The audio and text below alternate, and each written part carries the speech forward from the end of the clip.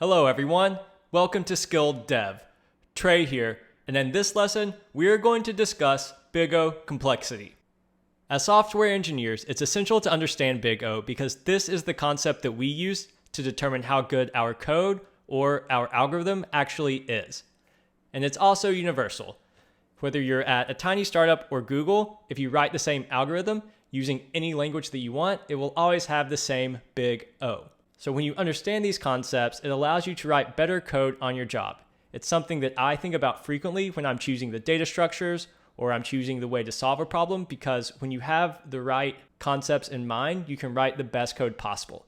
It also allows you to refactor bad code or slow code, because then you can quickly identify the operations that are really dragging you down and slowing up your program. Because Big O is so important to judging code, it's what we adopted in interviews, because we can objectively say which solution is the best and compare different candidates based on how they solve the problem. Although it's only one measure, it is the one that can equally be applied to anyone, as opposed to other things like culture fit, code quality, or background and experience. With Big O, it puts everyone on the same page. If you've seen Big O before and have been confused by it, don't worry. This is completely normal. When I first started learning Big O, I was overwhelmed. I didn't understand what the symbols meant, what the graphs meant, and how they related to my code. For that reason, we're really going to dive in and understand Big O from the beginning, piece by piece. We're going to learn what Big O is, why we need it, and how we can calculate it ourselves. In addition, it's going to be used throughout the rest of the course. We're going to look at different solutions for every problem and really understand what the most optimal one is and why that's the best Big O and how to calculate it. When you're going into your coding interviews, you're going to be fully ready and 100% confident to tackle them and come up with the optimal solution. But not only that, you're going to be a better developer by learning these concepts and walking into your job writing the best code possible. I'm really excited about this lesson and to get going, so let's dive in. So to understand why Big O is so important, we need to understand how companies are grading candidates when they hire them. This is really broken down to 3 criteria. And the first is experience. Do you have the background you need? Have you gained the knowledge? Have you learned the skills required to be successful in this role? And this can come from another job. Maybe you're an Android engineer going for another Android position. But this can also be from your personal projects.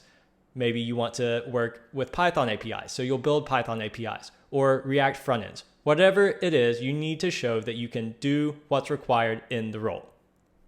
The next is soft skills. Can you communicate? Are you a cultural fit? Will you be enthusiastic about their product? All these things will roll into determining if this is the right role for you and if it's the right fit for their company. And the final is the code. This is the technical interview. If you're given a question, obviously first you need to be able to solve it, but not only that, you need to solve it the best you can. You need good code. You need better code than other candidates. You need to show that you can optimize solutions. And when we talk about good code, this really is broken down into 2 different factors. The first is scalability. Will it work in production? Will it work on the job? Is it the kind of code that if you put it in their real code base, would it work for real users? And the other criteria is readability. Is it clean code? Is it readable? Is it modular? Will other engineers be able to build on it? Will it break later? Is it not obvious what's happening? Both of these are critically important to writing good code and will be judged in the interview. And you might be wondering, well, where does Big O fall into this? And obviously it's got to be the code, and more specifically, it's scalability. But why is that Big O, and why are we caring about that now? Well, let's rearrange this list and look. So if you see here, we have subjective and objective. And subjective means it's up to the opinion of the company, it's based on the role, and it's really for the company to determine if it's a right fit. So obviously, is the experience the right fit? Do you have the right background? The skills, they have their own culture, they have their own way of working together, and they need to know that you fit into that. And finally, readable code. Different companies value different things in code, different interviewers value different things. So it's really going to all depend on the person looking at you. But the one thing that is universal, that is transferable, is your scalable code, your Big O. The things that are going to show that your algorithm is the best. Because whether you write the algorithm here in a month, in a different language, the big O is the same. And this is your objective measure to say, hey, I have a good solution. I wrote this code well, it's fast. So really to sum up and just drive this point home, when we talk about big O, we are talking about how scalable code is. So if it's a good solution, it must be scalable. And the measure for this scalability is big O. And by scalability, we just mean, will it work in production? Will it handle a lot of data and still be fast? And we can objectively say yes or no based on our big O outcome. So when we're writing apps in the real world for real users, one thing we care most about is speed. We want our apps to be fast. If it's a website, we want it to load as quickly as possible. If we're streaming a show on Netflix, we want it to download, we want it in HD, and we don't want to wait. We want things immediately. So then the question is, why don't we use this similar grading criteria for interviews? Why don't we just say, hey, what's the fastest algorithm? If I timed it on my computer or started a stopwatch, why don't we just say, hey, this one runs in 5 seconds, that one runs in 10, and then we would know which the better algorithm is. So let's look into this concept. Let's take a look at these two functions here. We have one loop and nested loops, and they take the same array input, and then they perform similar functionality. One loop has a single for loop, and it creates a running sum, but nested loops has an additional inner loop where it creates an additional sum for each item in the array. So then I ask you, which one is faster? If we time them, which one would finish first? And it might feel obvious, it might feel intuitive to say, well, of course, one loop is going to finish first. It's almost the exact same, except it has only one loop instead of these nested loops. So let's impose some constraints on this and see if it holds up. What if the array input only has one item in it? Well, if we start our timer, they both would finish almost immediately. It's really hard to say which one would finish first.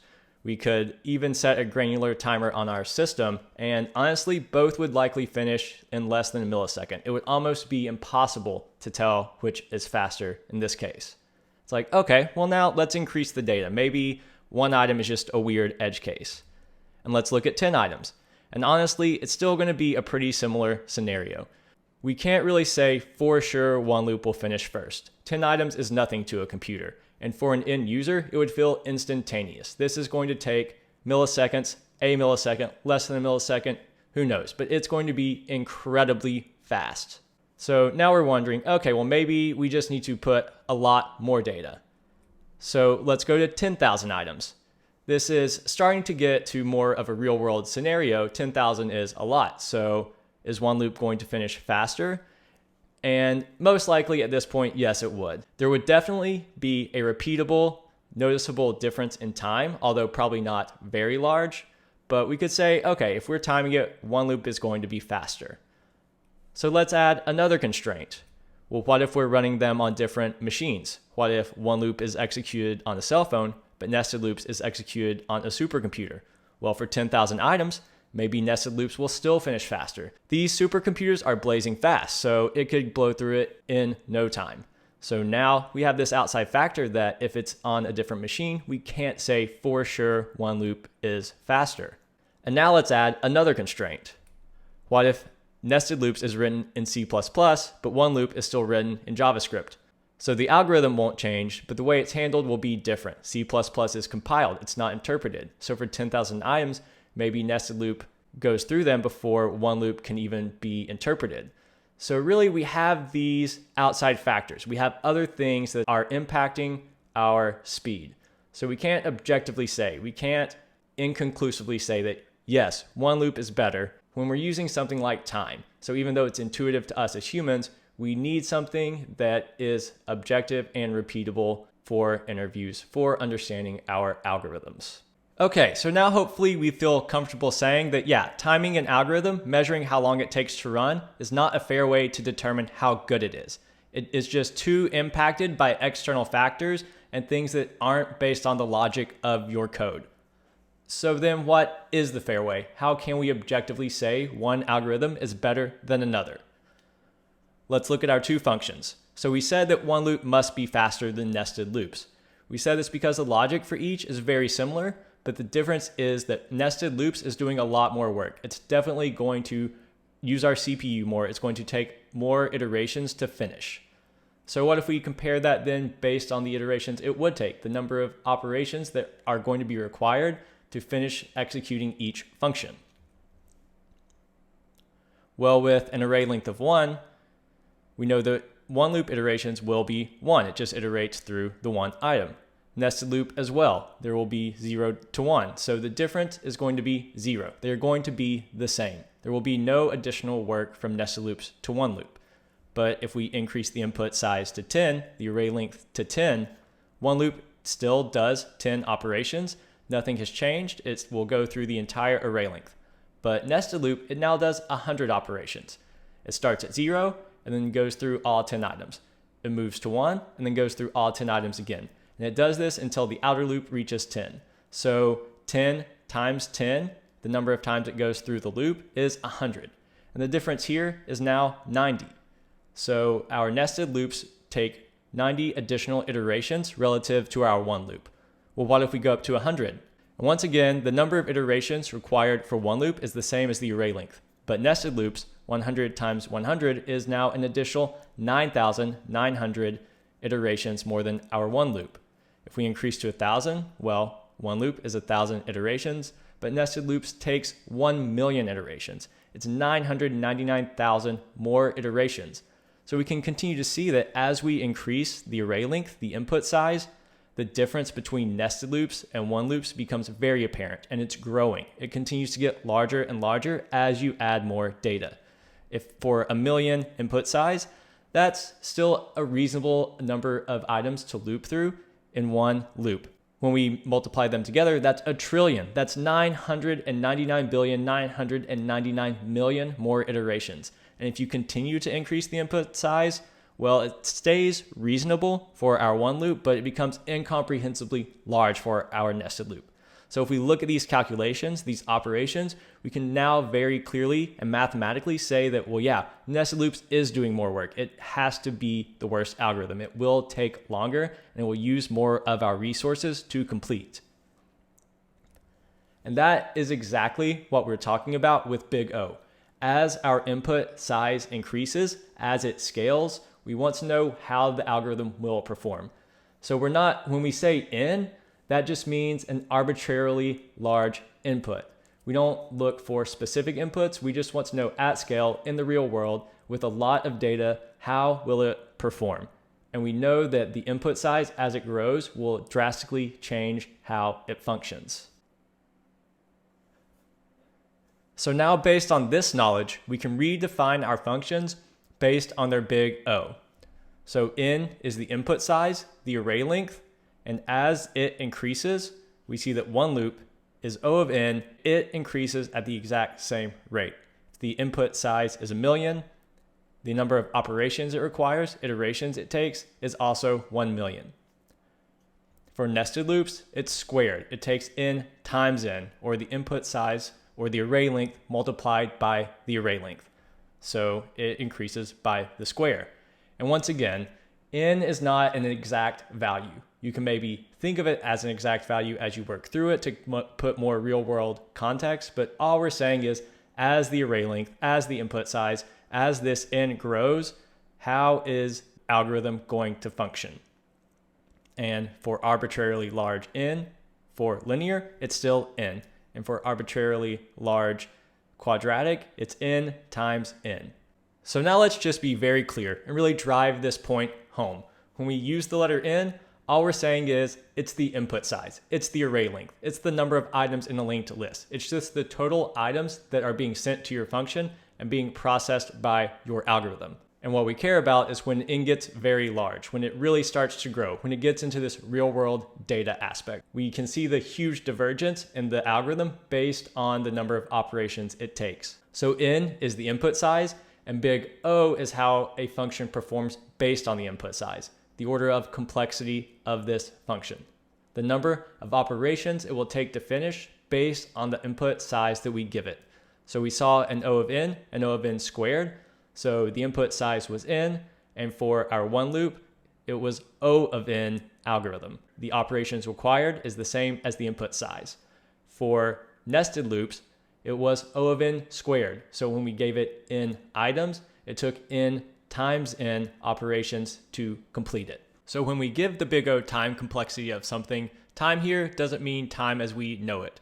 As we've seen, time complexity actually refers to the number of operations required to execute an algorithm. So now that we understand how to judge algorithms, we can take a look at that big O chart and see what it actually means. So for big O complexity, we'll take a look at the three most common operations. First, we've already seen nested loops. This is the O of n squared. So as input size increases, the number of operations is n times n. So it grows very quickly as the input size grows. For O of n, that one loop, well, it grows linearly. So for, say, 100 input, it would be 100. For 1,000, it would be 1,000. So as the input grows, it will be the exact same number of operations. And finally, there's constant time. So we didn't see this, but what constant time means is that regardless of the input size, it's never going to change. It's not looping through the input. So it will always have the exact same time regardless of the input size. And we've talked about that n isn't an exact number. It's as n grows, or as the input size grows. And that's because this is where you get to the end of the graph, these very large values. And this is where our graph diverges, where you can really see the difference between an n squared and an O of n. So here it's like, look, they're all close together. There's not going to be a huge difference when the input is small. But when it's large, well, then there's a very big difference. O of n over here is much smaller than O of n squared, which doesn't even fit on the graph. To inverse that, small input doesn't matter. The first reason is it's fast regardless of the algorithm, typically. So if it's O of n squared for 10 items, well, that's not much different than O of n for 10 items. The second reason is that in the real world, we deal with large data. Companies deal with millions, billions, possibly even trillions of values that they need to understand. So for this, we want to have algorithms that will work in that scenario, not just these simple test cases in interviews. And finally, divergence happens with large inputs. As we said, the small area, they're very close together. It doesn't matter as much, but when you go out here, when you get this large n, that's when you can really see the difference in the number of operations required for an algorithm. Up to this point, we've taken a very high-level overview of big O and how we use it to judge our algorithms. Now let's really dive in and see how it's practically applied when solving problems either in an interview or on the job. So we'll call an algorithm a combination of data structures and logic that is used to solve a problem. And really where your big O comes in are these data structures. Previously, we saw a trivial example with an array where we were iterating through it and trying to judge the number of operations required for a single loop and nested loops. But all the data structures are going to have different properties. The way you access their data, the way you insert, append, delete, these are all trade-offs and requires choosing the right data structure for the right problem. And that's really what we dive into in this course. When do you choose a certain data structure to solve the problem the most effectively? And I'm going to show you how to think through these and really know the tools at your disposal. Let's take a look at this array case. We were iterating through it and saw that to iterate all n items, well, it took big O of n time because it increased linearly with the input size. And this is similar to a search. Let's say you wanted to find an item in an array. So you would look through every single item, iterate through it until you encountered the one you were looking for. On the other hand, if you wanted to look up an array index, well, this is constant time because the index maps directly to a place in memory and the computer can do this at the same speed regardless of how large the array grows. On the other hand, we have hash tables which have constant lookup as well, but they have constant search. So you look up an item by key and you can get it immediately just as an array index.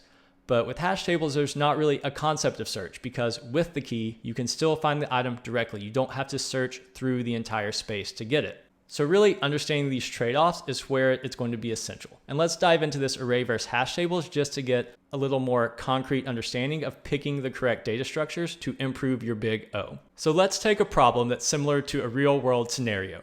We have a list of comments and they come in as just one long list. But these comments can actually be replies to another comment. So we will also have their reply IDs. But to nest them, we don't actually know the data of the comment. So we have to iterate through our comments, iterate through the reply IDs, and then iterate through the comments again to construct the children. Well, this is a lot of nesting. This is a lot of looping. So what if we chose a new data structure?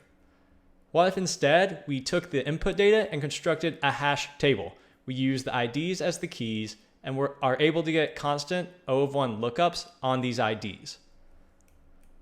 So we start again by iterating through the comments, but instead of doing a nested loop here on comments again, we can simply look them up by ID on this comments hash table. So this is really what you're doing in interviews or in a real world problem solving scenario. You have a certain situation and you need to choose the right data structure that will give you the optimal solution. And here we are. We're finally ready to calculate big O. This is what we've been working towards. And to calculate big O, it's actually 4 simple steps, and I'll walk through them right now, and then we'll go more in depth in further slides. The first step is worst case. We only care about how this algorithm will perform in the worst scenario. We don't want to think about every outcome that's possible, or the best case or the average case. We just want to know, hey, given the worst input, how will my algorithm perform? The next is drop constants. Let's say you have an algorithm with 5 linear time operations. Well, we don't care about all these. We really only care that it's linear time. So we drop the constants and simplify the answer. The third step is drop less significant terms. Maybe you have a lot of different types of big O calculations. You have n squared, n log n, constant, linear. Well, we don't care about all of these. We know that we care when the input is very large, and when it's large, the most powerful term will dominate. So this is going to be our big O. We just drop all the ones that don't matter and simplify the solution again. And finally, we account for all input. You may be given multiple data structures or different types of data as the input, and if you don't know the size, since we want them all to be arbitrarily large, we just need to account for them differently. And my one piece of advice, the one thing that I hope I can get across now is try not to overthink it. Big O is not meant to be complicated. It's actually meant to be a very simple and general rule for describing our algorithms. I know this is something I struggled with. I got caught up in trying to get too complex, but it's not meant to be. And you'll see that as we go on. But if you look at these rules now, you can see that that's actually what they're trying to do. We only care about one case. We don't care about all the constants, all the different operations that are the same. And we don't care about all the terms. We only want the worst. What we need to see is that it's just going to be a simple measure of our algorithm, not some in-depth, complex, very difficult analysis. Our first step when calculating big O is to find the worst case scenario. So to understand why we care about the worst case, let's first take a look at some of the other possible cases. Given an array of integers as input, let's find different values. And in the best case, well, we would find the number 4. We see that because, well, the first value in the array is 4. So we would iterate through one item, find 4 immediately, and return. So this is the best case, but really, if we have a ton of users and they all get random integers, only one person would get this. It doesn't have a ton of meaning because it doesn't consider really anything else going on. Now, let's look at the average case. You might think, hey, well, average is good because we know it's going to meet somewhere in the middle. And the exact average is actually finding the number 6 from this array. It would iterate through half the items and then return the index for 6. And this seems better, right? We at least know we're accounting for what the average user is seeing. But think about this. We care about scalability. We care about what happens when the input is large. So what if we have a billion items in the array? Well, then half the users, they would get randomly assigned a value before the middle, and then half would get a value after. So that's saying 50% of our users would get 500 million or more iterations. So really that's a bad scenario for half the people. And then if you're in that bottom 20%, well, that's still a large chunk and you're waiting through 800 million operations. So it doesn't really account for a good scenario. Even though half are getting it, still half are having a bad scenario. And we can't really say that, well, this average case is actually what we want. So now let's look at the worst case. The absolute worst case is 3. It's the last item in the array. So we iterate through everything and we hit 3, we return. And the reason we say we want the worst case is it gives us a bound to the problem. We can say, hey, I know at worst, at this limit, this is how it will perform. Anything else is better. So now we have a very simple and a reasonable way to say my algorithm will perform at least this good. So the worst case is just the bound we put on it, and we know that anything else can possibly perform better. But it's simple and it makes sense and accounts for any scenario that our algorithm can be thrown. The second step to calculating big O complexity is to drop constants. And let's see what we mean by dropping constants. Let's take three different functions, three different cases. Well, in the first, we have an array input, and we iterate through this array 3 sequential times. So that's O of n, O of n, O of n. So we're tempted to say, okay, this is O of 3n. But how about case 2? Well, it's one for loop, but then we have still 3 operations. So can we say one's O of 3n, one's not O of 3n? It starts to get complex pretty quickly. And then even more, what's happening underneath the hood? How is our computer handling 3 loops versus 1 loop? Maybe it changes it, maybe it optimizes it. So we can't get too caught up in our algorithm because it really is going against what big O stands for. We want it to be simple. We want to say, hey, how well does my algorithm roughly perform based on a large input size? And if we start getting in the weeds here, we quickly get too complex and can't really say. So remember, keep it general. 3n is still going to be the same as n. So O of n linear time for both functions. And then how about case 3? Well, it's that nested for loop quadratic case where it's going to be n times n. And let's say our input size is 1 million. So it's going to be 1 million times 1 million versus even, let's say, 3 million in case 2 or case 1. Well, what's the difference between 1 million and 3 million when you're comparing against a number this large? It's totally insignificant. It's much less than 1% of that larger number. So remember, we're comparing algorithms. We're trying to say which is better. And when we keep it general, keep it simple, we don't get lost in these weeds. We simply say, well, we know O of n is better than O of n squared at scale when our input is large because it's clearly better regardless of 3 for loops, 5 for loops, 1 for loop divided by 2. It's all about the direction, all about general comparisons. So drop your constants, don't get too stressed, keep it simple. The third step for calculating big O is to drop less significant terms. And what we mean by this is if you have multiple blocks of code that have different big O complexities, you only care about the largest one. You ignore the small ones. So in this function, we have a for each loop that is O of n. It iterates through all n items. And we have our O of n squared nested loop.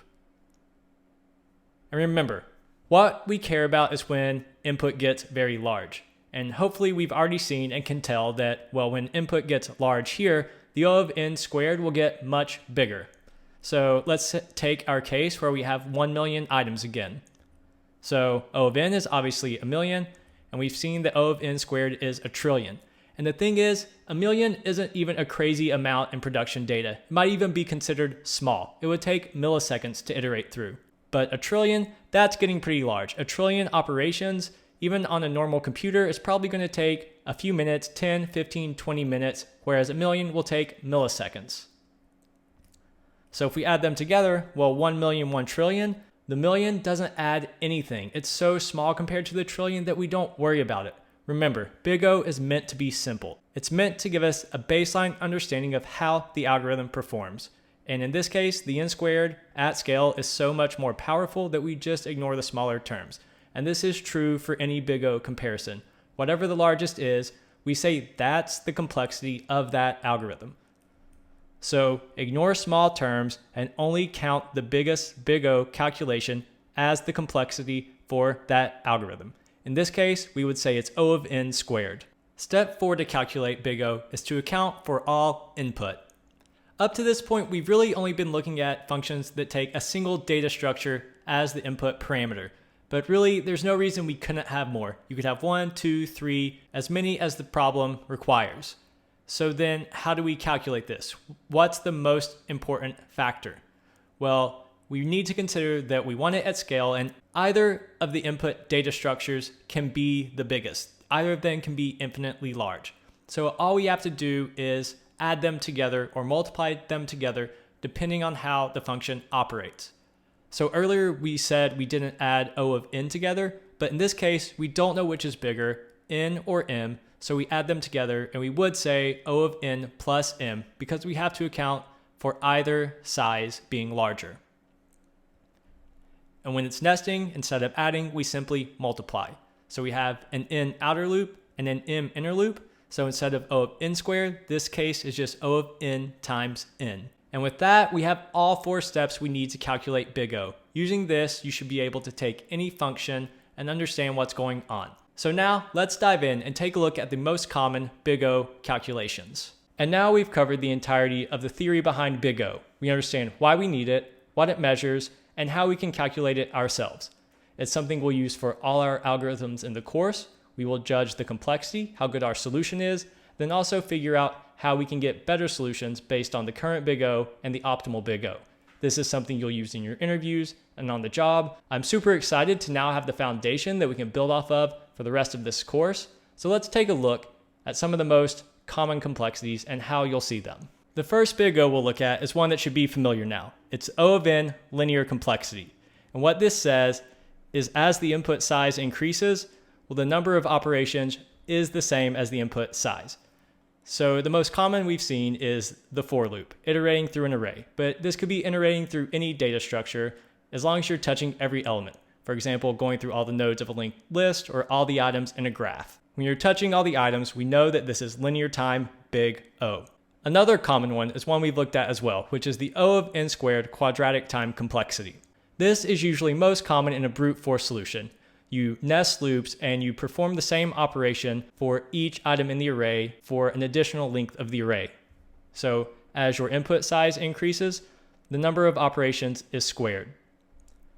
And when we graph it, we can see it really starts to increase dramatically. We could even say it blows up at the end because it continues to get larger and larger. And one thing to note, quadratic time is O of n squared, but you can nest 3 loops, you can nest 4 loops. And what this does is it increases the exponent by 1 each time. So you could have O of n cubed, O of n to the 4. However many loops you have, that's your complexity. You don't ignore those. Those are important because that will make your graph even worse. You'll get on these further and further ends where the operations increase dramatically even at smaller input size. So always note that the number of nested loops you have is your complexity, is that quadratic or larger time. The next big O and the best big O is O of 1 constant time. This means that regardless of how large your input size gets, the number of operations required never changes. This is amazing. If you can get a constant time solution, then you almost certainly have the best solution. It can't get any better than this. And a trivial example of this is if you want to say, get the last item in an array. You take the input, getting the input length is a constant time operation, and then accessing the input at an index is also a constant time operation. So this function, this algorithm, is constant time. And when we're looking at our solutions or possible optimizations, what we want to do is identify data structures where operations are constant time because we know this won't increase our complexity. For example, a hash table is constant time to access items by keys. So we know if we have key access, if we use the hash table in our solution, it's not going to add any additional complexity when we access those keys. So it's really important to keep in mind when we make these trade-offs and when we can get a data structure that will improve our complexity for constant time data access. The next big O complexity that we're going to look at is not one we've seen yet. It's log n time. And what this means that as the input size grows, well, the operations actually starting to flatten. This is because we're dividing the input in some way that we just shrink it very quickly. So an example of this is binary search. How this works is you know an input is ordered, and if that's the case, you can use this ordering to quickly find where an item is in the array. So let's say we want to find 42. Well, we hit the middle first, which is 400. We know 42 is less than 400, so we go to the center point between the beginning and where we're at now, which is 10. Well, we know 42 is larger than 10, so we move to the right, and we go to the center point between this and our previous endpoint, which is 42. So we didn't iterate through all n items. In fact, we only hit 3 items. So what this means is we really dramatically decreased the conceptual size of our input by dividing it up with each iteration. So if we look at an input size of 10, 100, and 1000, in this case, we're going to say this is log base 10, and log base 10 of 10 is 1. Log base 10 of 100 is 2. Log base 10 of 1000 is 3, so the operations are tiny. Getting a log n solution is excellent, and like I said, the most often place you'll see it is binary search or some kind of divide and conquer solution. One big O complexity that's important to memorize is n log n, and what this is used for is sorting. So anytime that we sort data in the algorithm, we can assume that the native sort function of our language is implemented well and will be a worst case n log n time. And what we need to know about sorting is that something is going to be multiplied by n, and that is log n. And log n we know mathematically must be between 1 and n. So really when we say n log n, this is something that's worse than O of n linear time, but still better than O of n squared quadratic time. And the two final big O complexities that we'll just briefly mention are bad. They're very, very bad. And you should almost never assume that this is a good solution. And one is 2n. And this, as an example, is like a Fibonacci recursive brute force solution. And it's just going to absolutely explode. It's going to be much worse than our quadratic time. But then the absolute worst, the one that you should never ever accept, is n factorial. An example of this is generating all permutations of an input. So we won't go too deep into these now, but they might be brought up briefly in the course just so you can see when these bad solutions might occur and how you can use techniques to fix them. So we spent this entire lesson talking about time complexity. And really, this is the one that comes up the most. It's the one that keeps our apps running fast. But another one that you also have to consider is space complexity. And it's actually conceptually very similar to time. But what it means is when you create new data structures, when you add new items to your memory, you need to account for the amount of space they take up. While our computers have a lot of memory, they are limited. For example, your computer may have 8 gigabytes of RAM, 16 gigabytes of RAM. So when we declare new data structures, declare these variables, we take up space on the heap. And we have to consider the fact that this might overflow, that we might run out of memory to use. And if a question ever mentions that memory is a concern, what they're trying to say is worry about space complexity. Make sure you don't take up too much memory adding new data structures. So an example of this is if you have an array as an input. Well, you don't count the input towards memory because that's already allocated. That's part of the problem. But the first time you do add a new data structure, and let's say in this case a hash table, well, you're adding all n items to it. So you're taking up an O of n linear space complexity to create this new data structure.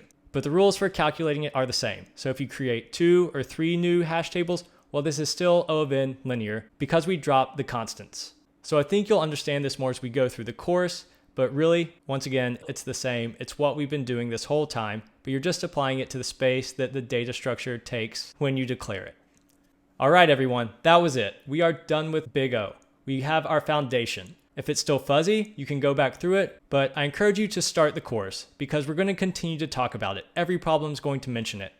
When you get a solution, we're going to say why it's the most optimal, why it has the best space complexity, and why you would be happy to submit that as your solution in a coding interview. Awesome, everyone. I'll see you in the next lesson.